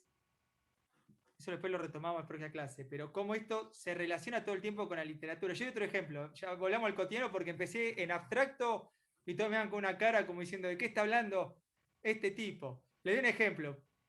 Está dando José Hernández, Martín Fierro, ¿no? ¿Para qué voy a retomar un ejemplo? Para ver cómo se resolidariza, como recuperaba antes Carolina con Broncar, estos órdenes de las culturas populares con los problemas de enseñanza. Y dejar de verlo en términos de un pintoresquismo. Ay, qué lindo que hay religiosidades populares, qué lindo que hay lenguas indígenas, sino cómo los ponemos en el aula. Estaba dando José Hernández y en un momento tuve que explicar que José Hernández había sido montonero, ¿no? De López Jordán y en el marco de las guerras civiles que había sido federal. Y me preguntaron, obviamente, los alumnos, ¿qué era ser federal? Obviamente, ahí repuso una serie de contenidos del federalismo histórico, de los conceptos de nación, todo lo que uno puede saber de la época. Pero también había un conocimiento que yo ya sabía que ellos tenían y que era inevitable no utilizar, y que reponer los saberes de las culturas populares permite resolidarizar, es que yo sabía que había muchos chicos que conocían y eran también creyentes en el Gauchito Gil. Entonces yo le dije, bueno, ¿cómo está vestido el Gauchito Gil? Lo empezaron a describir. Bueno, el Gauchito Gil está vestido de gaucho federal. ¿Cuál es la historia del Gauchito Gil? Hay distintas historias del Gauchito Gil, pero las diversas es que robaba a los ricos para darle a los pobres, y la otra es que no quiso ir a la guerra. ¿A qué guerra no quiso ir? A la guerra del Paraguay, la guerra de los unitarios contra el último Estado federal. Entonces hay una serie de saberes que uno puede reponer para problematizar los problemas de enseñanza, para tematizar los problemas de enseñanza, reformularlos. Y como vamos a ir viendo, creo que el ejemplo que dio Carolina y el que doy yo es para salir, sortear el pintoresquismo. Muchas veces esta didáctica sociocultural nombra estos temas, pero luego para reponer estas concepciones desde arriba, abstractas, de teorías literarias aplicadas, de lingüísticas aplicadas, y lo que estamos pensando es una reformulación de esos problemas en tanto el trabajo docente, es decir, dando cuenta de las tradiciones del ser docente, sus usos y apropiaciones, sus formas novedosas, el cotidiano escolar, es decir, qué lenguas hay ahí, cuáles son los alumnos, es decir, una enseñanza de la literatura que sea, como dijo Carolina, material. ¿Bien? Luego de décadas y décadas de abstracciones, intentar reponer el orden material de la enseñanza. Hasta acá llegamos con el texto de Spelletti y Rockwell, que ellas cierran, y con esto, digamos, confluyo a uno de los temas que se trabajaron, con dos categorías que yo ya nombré, que son la de historia documentada e historia no documentada. Rockwell va a hablar de documentar lo no documentado. Desde ya, en la investigación didáctica es importante documentar lo documentado, porque muchas veces ahí está la genialidad del sistema educativo, que no saben cuáles son las políticas educativas, cuáles son los materiales curriculares. O sea, es muy importante documentar lo documentado. Por eso se construye en un contrapunto, no es que hay hay uno u otro, es un contrapunto. ¿Qué sería lo documentado? Vuelvo a decir, las políticas educativas, los diseños curriculares, los lineamientos, los materiales extracurriculares, la producción científica del área. Pero lo que introduce Spelletti y Rockwell, y todavía sigue siendo una vacancia en la investigación, y que es lo que Carolina en esa tesis del 2001 en particular pone en primera vez en evidencia, que hay que en el área de la lengua y la literatura, que hay que documentar lo no documentado. Estos ejemplos que dio Carolina, estos ejemplos que di yo, no son azarosos, se reproducen con cierta sistematicidad en las aulas. Bien, relato de seres sobrenaturales, consumos culturales, conocimiento de la mitología griega, porque los niños y niñas juegan a una serie de juegos en los o conocen a través de series y películas. ¿Bien? Ciertos tópicos de la literatura que conocen por el cine o por los Simpsons. Bueno, todo esto lo vamos a ir retomando para hacer de eso no documentado algo que retroalimente los problemas de enseñanza. Pero antes de terminar, a mí sí me gustaría, estamos hablando de lo no documentado y de lo cotidiano, un poco introducir cómo yo en el 2011 hice mi tesis de licenciatura, que obviamente como casi cualquier cosa que uno hizo hace más de 10 años, detesta o tiene muchos desencuentros, pero que tal vez sirve para explicar, en mi caso, trabajando con Carolina y con el grupo de colegas que trabajamos en La Plata, en primer lugar en la Universidad Nacional de La Plata y ahora en la Universidad Pedagógica Nacional, cómo me fue útil la etnografía, la perspectiva etnográfica, para empezar a plantear estos problemas. Yo empecé en el 2005 a trabajar en un barrio de la periferia de la ciudad de La Plata, el Arroyo del Gato, que luego hace unos años fue removido, ¿no?, institucionalmente por las distintas crecidas, bueno, o avances de la especulación inmobiliaria. Y yo di un taller entre el 2005 y el 2009 en un comedor. Todavía había un contexto muy fuerte del 2001, con una presencia de los comedores muy fuerte en los barrios, y ahí empecé a enseñar literatura. Y para mí fue muy importante por distintos motivos.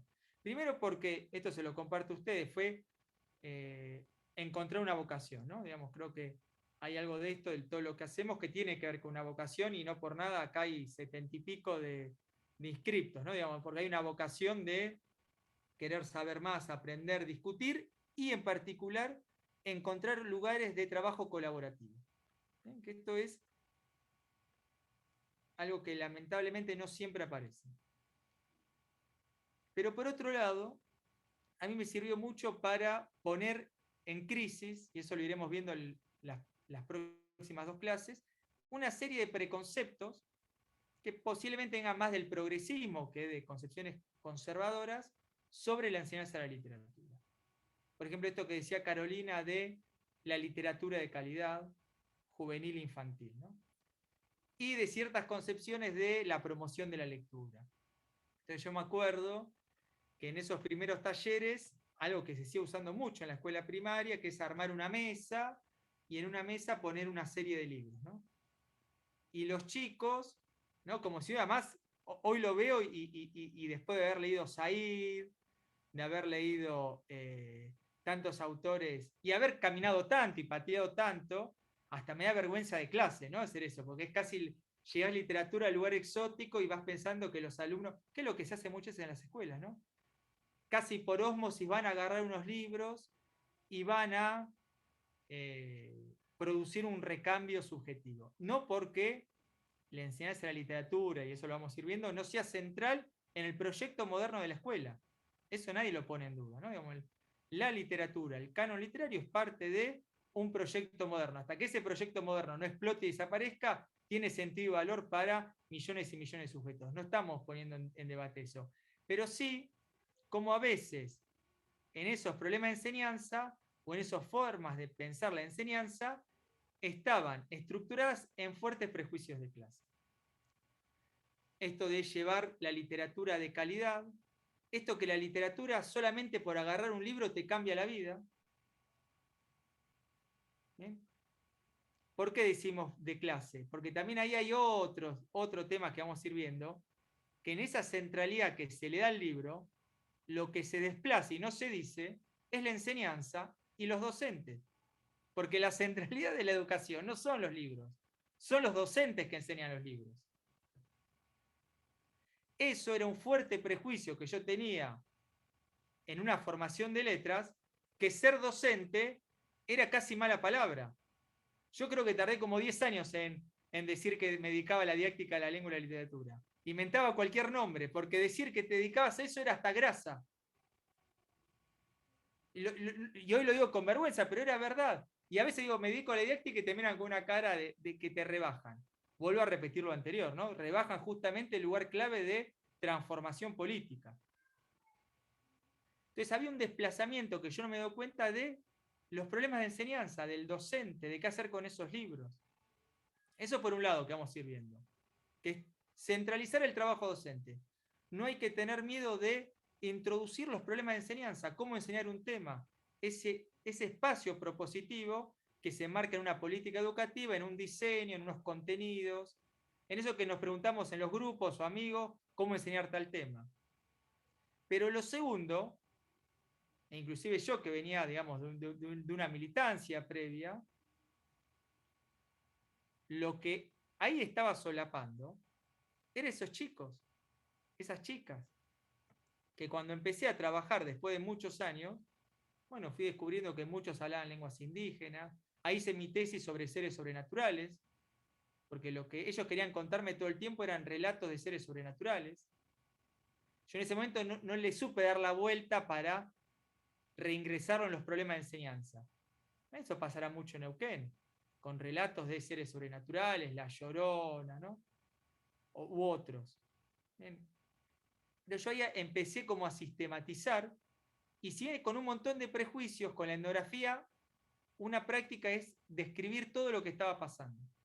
Iba como anotando todo lo que iba pasando. Y no sabía qué hacer con eso, porque el profesorado en letras no me había dicho que los chicos contaban relatos de seres sobrenaturales, que en La Plata se hablaba guaraní. ¿Bien? Y otros temas, ¿no? Por ejemplo, estaba Marquitos que sabía tantos pelajes de caballo como mi abuelo de campo. Entonces, si uno estaba enseñando gauchesca, había un chico de 9, 10 años que sabía un montón de temas camperos para poner ahí en juego. Quedamos ir viéndolo. Y con esto termino. Y yo creo que ahí el trabajo que hicimos con Carolina, desde sus aportes de la didáctica de la lengua y la literatura y de la etnografía, a mí me sirvió mucho para salir de un lugar que las primeras clases fueron fuertemente incómodas, en que, como decía Carolina, lo que yo llevaba no servía, porque yo dejaba los libros en esa mesa y supuestamente se iban a explotar con mundos posibles, y los chicos ni bolilla eso. Y me hablan de otros temas. Entonces, yo creo que ahí fue muy importante reingresar una serie de debates, una descripción de dónde estaba enseñando, quiénes eran esos alumnos, cuál era mi lugar ahí, para poder, y con esto termino, dar cuenta de un territorio, de una institución, de una cultura escolar. Es decir, uno enseña dentro de una cultura escolar con una serie de políticas y diseños, y de unos alumnos que tenían ciertas expectativas de lo que iban a aprender de mí, siendo yo un profesor de lengua, de literatura, ¿no? Que viene de la universidad, que va al barrio, que va a aprender. Esto obviamente fue muy general, son temas muy complejos, y que de a poquito los vamos a a ir trabajando. Yo, por mí, hasta acá está bien, Carolina. Tenemos 10 minutos más, podemos aprovechar un intercambio, no sé, lo que vos decís. Lo que quieran. Digamos, siempre en la etnografía lo que vamos a encontrar justamente son casos, no es que se repiten, esto de lo colectivo, de las maneras de generalizar, pero sí que permiten justamente visibilizar problemas, se dicen que se reiteran. En el caso de la enseñanza de la literatura se repite hasta el hartazgo como un posicionamiento políticamente correcto, las voces de los estudiantes, pero después lo que cuenta Mariano, que a mí también misma me pasaba, realmente estás escuchando lo que te están diciendo, lo que te quieren contar a propósito de ese cuento, o lo que yo puedo traer para casos de lengua, de problemas de enseñanza de la lengua, en todo mi recorrido por los cursos de ingreso en las universidades. Bueno, me pasó uno de los primeros cursos de ingreso, también siendo muy chica, en los que trabajo, es en la Universidad Nacional de Quilmes, que era, como el de la UBA, un curso de ingreso eliminatorio, ¿no es cierto? Y dictaba el módulo lengua a la noche, en el turno de la noche, donde iban muchos los adultos y muchos jóvenes y muchas jóvenes que trabajaban sobre todo en la cervecería, la universidad está, la cervecería de Quilmes, ¿sí? Y bueno, distintos grandes comercios que hay ahí en la zona, ¿no? Quilmes, Bernal, todo eso es con Urbano Sur, provincia de Buenos Aires. Entonces, teníamos un cuadernillo, fines de los 90, estaba full en realidad el enfoque comunicativo, entonces agarrabas un texto y que si el conector y tal pregunta, si comprenden, si no comprenden, etcétera. Y bueno, yo trataba de pegarle la vuelta, porque lo mismo, esto que les contaba, cualquiera de los lineamientos dominantes que aparecían, es decir, a mí tampoco me satisfacía. Yo había empezado a trabajar con literatura, y ahí los que hacíamos didáctica de la literatura teníamos que tener el posicionamiento de, ay no, los problemas de lengua no existen, no tienen relevancia, el enfoque comunicativo es un desastre,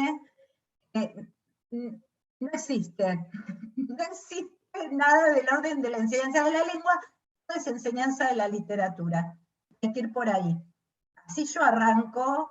Yo sí siempre dije, me especializo en didáctica de la lengua y la literatura, y desde un orgullo, en realidad. Bueno, entonces, de pronto, no sé, aparecía, y en el medio de todo eso aparecía un texto literario. Entonces, creo que era Jekyll y Hyde, porque habían conseguido las ediciones de Crónica, que se las podían dar a todos. Entonces, bueno, sí, leíamos y aparecían unos debates interesantísimos. Después se venía la evaluación, y la evaluación estaba estandarizada. Les corregían cantidad de cuestiones que tenían que ver con esa, que vamos a hablar después, cómo poder definir esa lengua que se enseña. Yo digo lengua enseñada, la escolar, la oficial, la que está en la Constitución, de alguna manera, y que eso no impide que vos reconozcas otras lenguas. No tiene por qué aplastarlas, adelanto, ¿no? Justamente esa invisibilización hacia los problemas. Entonces, de pronto los chicos dicen, no, pero a ver, estamos en el curso de ingreso, vos nos tenés que enseñar cómo lo podemos aprobar ese examen. Y unos chicos que eran del barrio Pepsi, es un barrio muy, chicos, eran todos varones, es un barrio muy pobre, porque además estas universidades nuevas en los 90 llegaban, y aquellos y aquellas que no iban a viajar ni a la UBA ni a La Plata a hacer una carrera, de pronto llegaba a la universidad al territorio.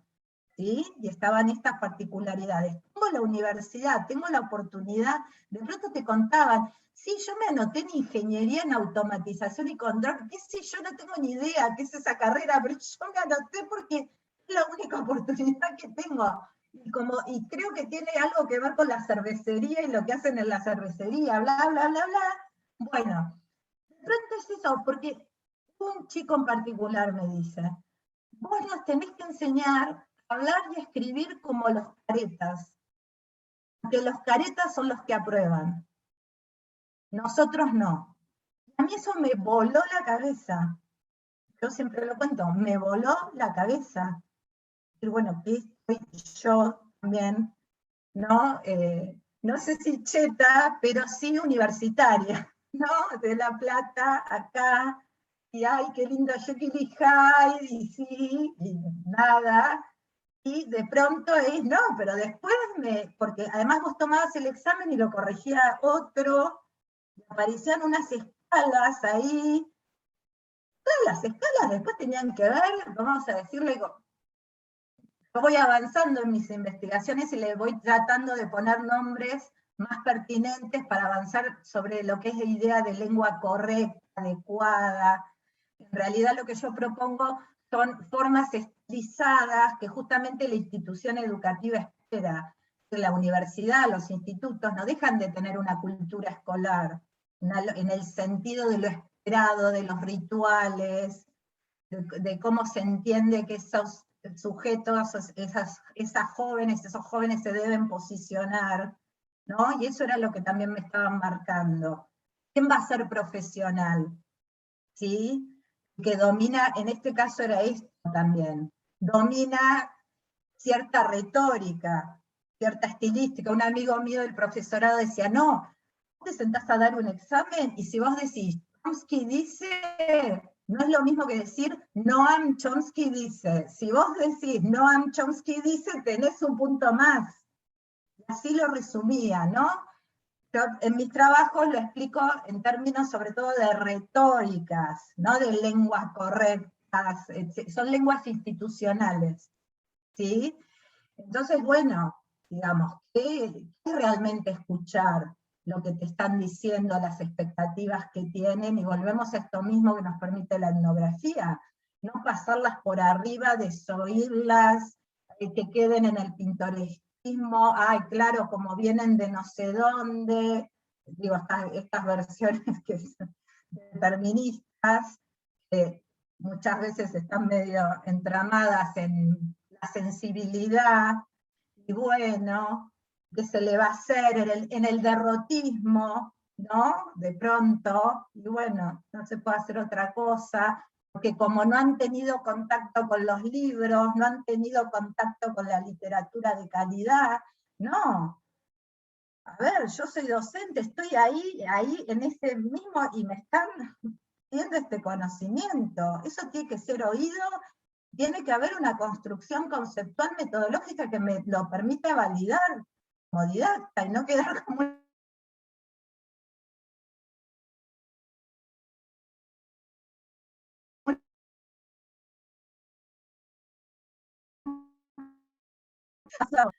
cuestiones éticas también, ¿no? Son las que aportan esta perspectiva. Bueno, quería dar un ejemplo con estos temas tan arduos también de lenguas, que nos permite abordar esta línea.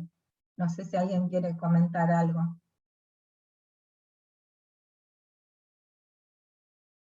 No es necesario, ¿eh? Vemos después en la publicación del video, ahí vamos intercambiando, algo que haya quedado en el chat, y insisto, nosotros vamos a poner clases escritas, o audiovisuales que tenemos para en esto de profundizar, ¿sí? Para quienes quieran, ¿sí? Además de la bibliografía. Bueno, si no hay... Franco, te escuchamos.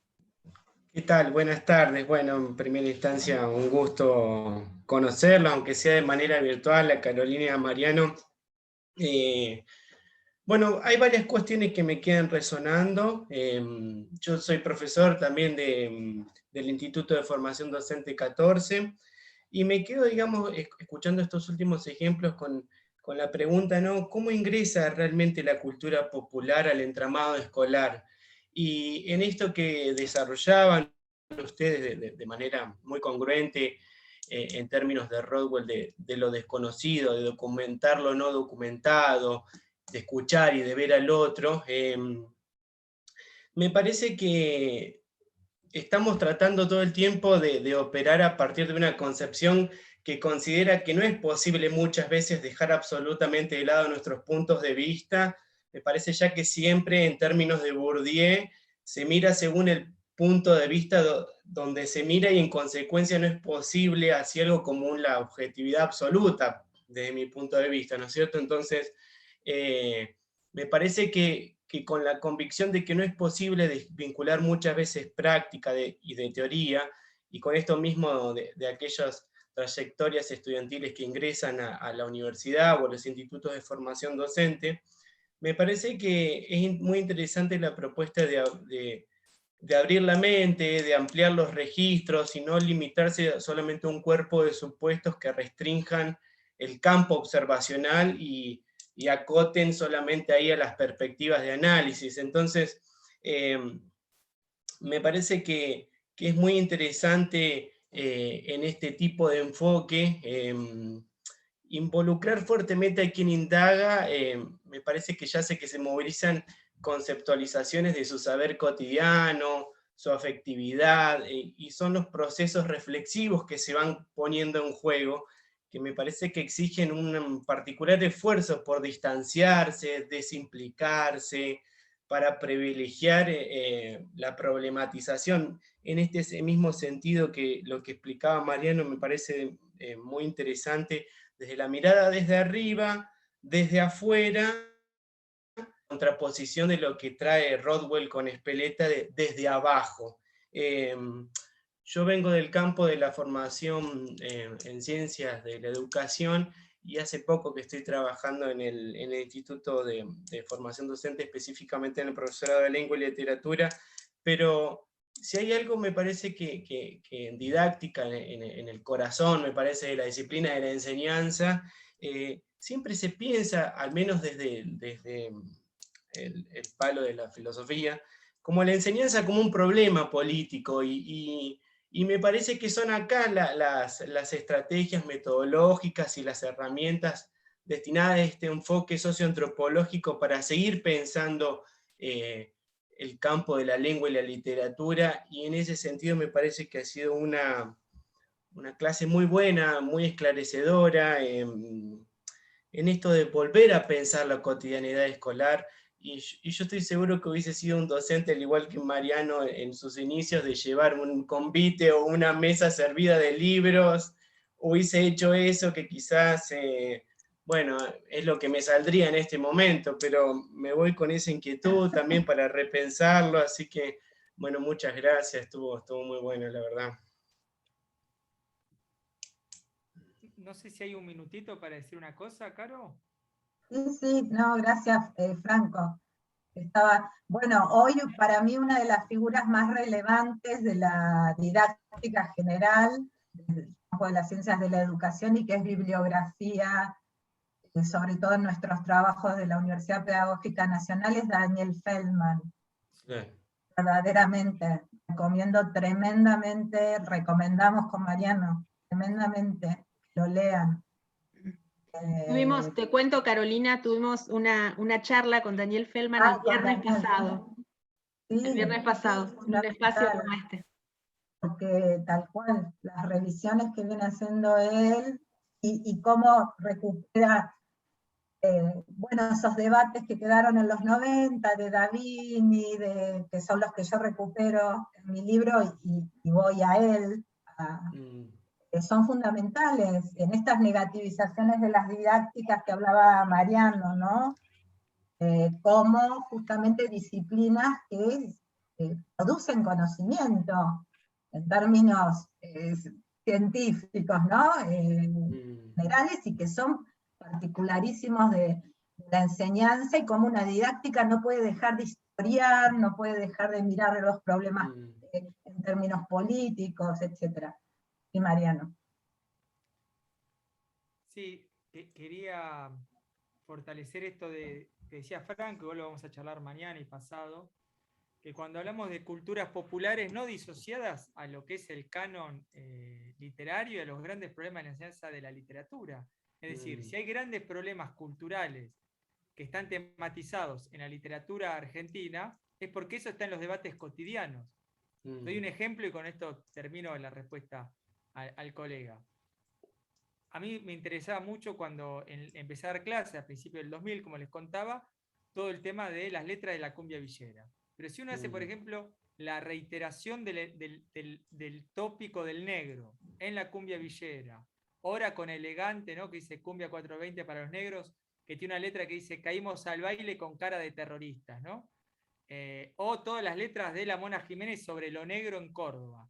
Y luego uno tiene que dar Sarmiento, o tiene que dar Historia del Guerrero y la Cautiva de Borges, o Cabecita Negra de Rosemayer.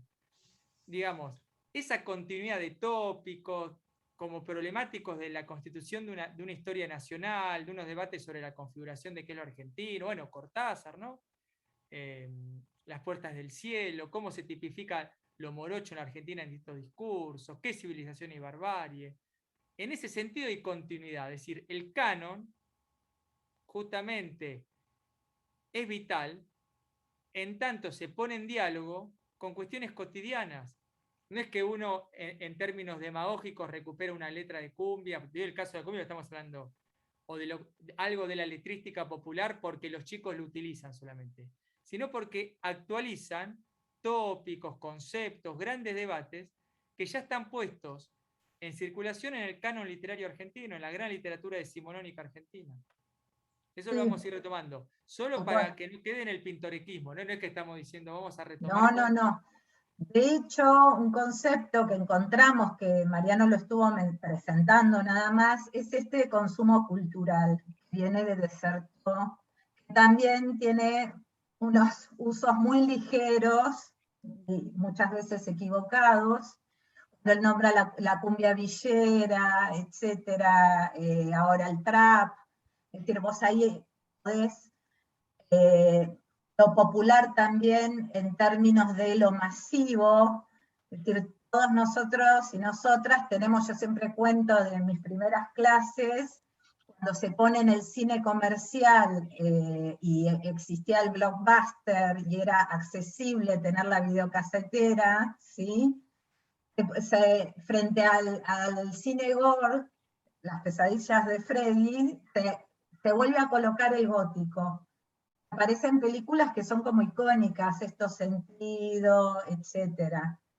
Yo trabajaba en una escuela del centro de La Plata, y de pronto con esto mismo, ¿no? Bueno, a ver, es lo más refinado del canon literario respecto al terror gótico. No sé, aparecía otra vuelta de tuerca, pero otra vuelta de tuerca también aparecía porque estaba la editorial que la había enchufado en la biblioteca de la escuela, ¿sí? Bueno, yo no tengo ningún problema, me parece un relato muy interesante, pero a propósito de eso, y lo que había aparecido era de nuevo Stephen King, toda una remake fuerte de Stephen King, y hacía poco se había estrenado la versión de It, la de los 90, no la de ahora. Entonces, digamos, ahí también hay un orden de lo popular, de los consumos populares, lo podemos ver respecto de una letrística, de una historia nacional, pero también de eso que se suele llamar lo masivo, la industria, dice Desertó, la industria cultural, la industria del entretenimiento, ¿sí? Es bien amplia, en la que los chicos y las chicas empezaban a traer a Stephen King y confrontaban. No, pero ese relato de terror al final no se sabe qué pasa, porque vos no sabés si está loca o existen los fantasmas. Pero lo mismo pasa en It. No, en It vos sabés que al final es un bicho, en la película. De pronto había uno que había leído la novela y vos tampoco sabés la cosa en la novela. Entonces, bueno, esas son las que están buenas.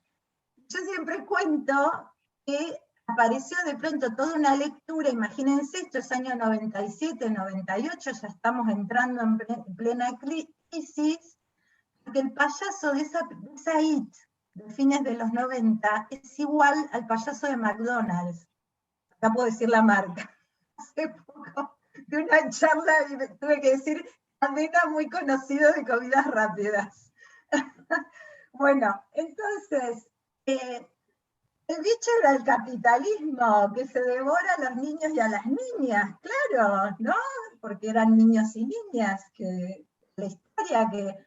Bueno, y ahí llegó un momento que lo mismo, ya no es si es terror, si no era terror, era eso que se estaba contando, qué estaba diciendo, qué... Entonces, ahí es donde están las articulaciones, ¿sí? Primero tenemos los de letras tenemos una formación muy fuerte respecto de una idea de literatura muy acotada, muy de concepciones de clase social. Hay que leer Williams, hay que leer Eglinton, ¿sí? Esas son las perspectivas materialistas en los estudios literarios, y eso es algo que hay que revisar, porque si vos no lo revisás, sigo como respondiéndole a Franco, lógicamente. Siempre esas articulaciones son sumamente complejas. Discutir los dictum de, no sé, frente a la literatura infantil y juvenil, porque cuando vos revisas esa producción, aparecía como superadora de lo que se llamaba literatura regional. Acá somos de distintos territorios, ¿no? Entonces esos también son movimientos de mercado educativo, de mercado editorial, porque si tenemos escritores en nuestros territorios, ¿no? Que justamente producen una literatura, a ver, porque siempre el pintoresquismo, ay, me nombra la plaza del pueblo, entonces eso es literatura regional. No, porque hay historias propias ahí también, que al mismo tiempo también se inscriben en series, decimos, ¿no es cierto, Mariana? En series literarias más amplias, ¿sí? Entonces, bueno, no es lo uno lo otro, no es, viste, lo de calidad, lo de no calidad, sino que cuando vos escuchás realmente, y digamos, y decís eso, bueno, está bien, voy por la letrística, voy por estos consumos. En esto que decía Franco, vos levantás una información, unos datos como docente que es única, la podés hacer solamente vos, porque vos estás en esa aula, en ese momento, con esa clase, no la va a hacer ningún otro especialista, te da muchísima información para luego proponer, para seguir abriendo esas series, justamente, ¿no? Lo que nosotros tenemos ahora en general es como un achicamiento. Por ejemplo, lees la tesis de Manuela López Corral, más géneros de la web, como el caso de la fanfiction, revisa lo último que dicen los didactas de la literatura respecto del canon, etc. Y lo voy a resumir así, es operaciones de achicamiento y achicamiento constantes, en realidad. De unas ideas de crítica literaria valorativas, lo bueno, lo malo, que no están discutidas. Es decir, llego yo, ¿no? Como decía Bourdieu, la enunciación de la legitimidad, digo, esto es lo bueno, esto es lo malo, y lo bueno son 4 cosas, cada vez menos. Entonces es como imposible. Ya es un tema casi de sentido común, ¿sí? Bueno. No sé, Laura, si tenemos por ahí que terminar, vamos a seguir con... Sí, vamos a ir cerrando porque ya son pasadas las 6 de la tarde y hay gente que tiene que ir a trabajar. De hecho, algunos ya se han retirado de la reunión. Así que bueno, nos encontramos mañana a las 4 de la tarde. Otra vez recuerden que les voy a mandar el enlace para que se unan al grupo de Facebook. Eso lo voy a hacer ahora de inmediato. Así que se van a encontrar con eso en sus correos electrónicos. Así que bueno, nos encontramos mañana. Carolina, Mariano. Gracias, mañana nos vemos, que descansen. Y a todos nos Igualmente. encontramos mañana. Cualquier cosita, Chau, ya chau. saben, me pueden escribir al correo de la Secretaría. Saludos a todos. Saludos. Chau, chau. Chau, chau, que descansen, hasta mañana.